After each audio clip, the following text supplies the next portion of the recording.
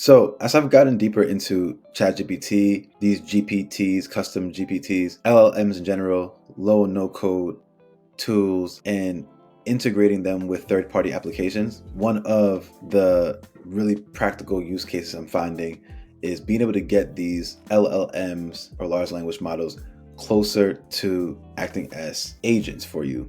So being able to carry out different tasks on your behalf. And so an example would be a social media posting agent. You can have different posting agents like a LinkedIn posting agent or an Instagram posting agent. Today I'm going to show what it looks like to create a Twitter posting agent where you can prompt ChatGPT and it can create a tweet for you, and then it'll actually go ahead and post it on Twitter for you. And so what that uses is an API which is code that enables applications to communicate with each other. And you can take an existing API that basically serves as a middle person between ChatGPT in this case, and it'll moderate that action from going from ChatGPT to Twitter and that being automated. And so in order to do this, you will go ahead and create a new GPT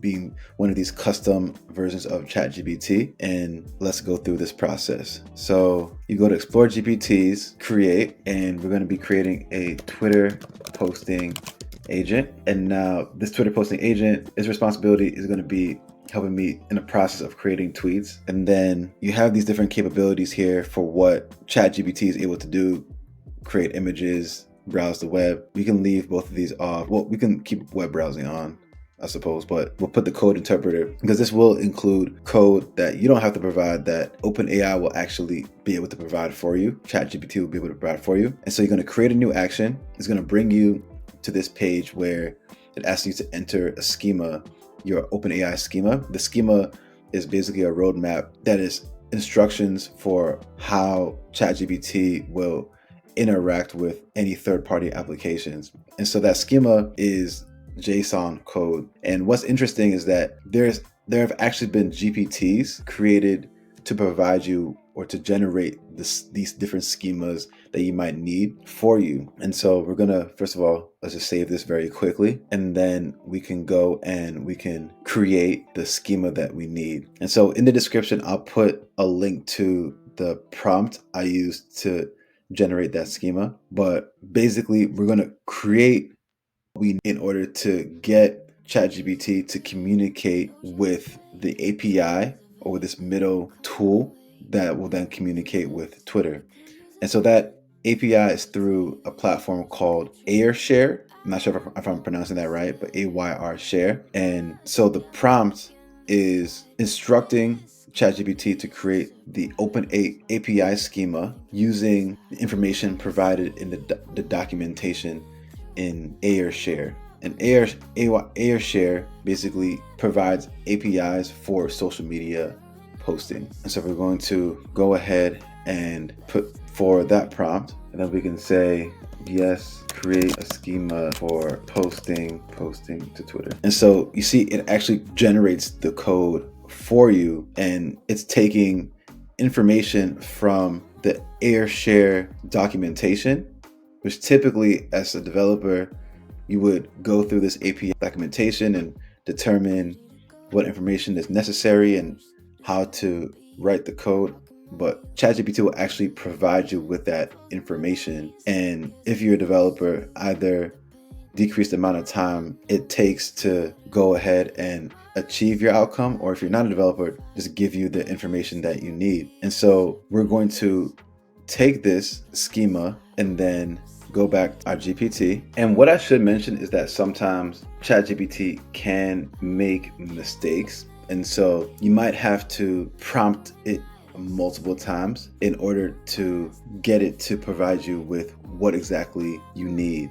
And so if you were to copy and paste the information here in the schema box and an error came up, then you may have to go back and reprompt it. And again, the schema that I used will be in the description if you want to double check or get the exact information that you need for this. And you know that it worked when below the schema you see available actions, and then below that something along the lines of post tweet or create. In this case, it says create tweet, and that's how you know it worked. And so from there, you're going to need to copy and paste an API key from the AirShare platform.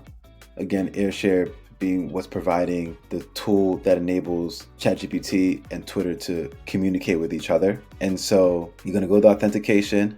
The authentication type is going to be API key. And then you're going to go to the airshare.com. And I'll also provide a documentation for AirShare, but it's going to provide you with an API key that you copy and paste. And so it's going to be custom for the authentication type. For the API key, you're going to want to first type in bear, capital BEARER space, and then paste your API key. And then for the custom header name, you're going to put authorization, and that's it. The last thing we're going to need to do is just create a logo for the GPT. So we're just going to literally type in create a logo for the GPT. You know, it's a Twitter X posting agent. So let's say make it a blackbird with an X within it, and it can go ahead and create that. And then just put update the GPT logo. All right. And so then, but we can now go and test out the Twitter posting agent. And so we're going to let's put, I'm testing out your capability, create a tweet, let's say about the upcoming Bitcoin having been post this on me. Let's just try it out. All right, so you see sometimes it does make mistakes, or it has to make adjustments or changes. So it first attempted to create the tweet, but it was too long, so it shortened the tweet. And then the tweet it ended up creating is the countdown begins, get ready for the Bitcoin halving event, a pivotal moment, blah, blah, blah. And so in this case, because the instructions said it would guide me in creating the tweet and then go ahead and post it, it just went ahead and posted it for me. And we can click here. All right, so as you can see, it worked. It posted the countdown begins, get ready for the Bitcoin halving event. And so at the beginning, you can see it says sent with free plan. That's there because the API provider AirShare has you pay a monthly fee or yearly fee in order to really be able to incorporate it into your business or product or work. And so it's kind of like having a watermark for software that you're considering subscribing to. So that's why that's there. But otherwise, you could have incorporated into the instructions for the GPT to confirm with you first before posting that tweet to make sure it's something that you like to see. But otherwise, it looks good. This is how you create a Twitter posting agent. If you like what you saw, definitely let me know. Give me some feedback. I can do more of these for other social media platforms and kind of do tutorials on those too. Let me know if that's something you'd be interested in. But otherwise, here is a Twitter posting agent using custom GPTs.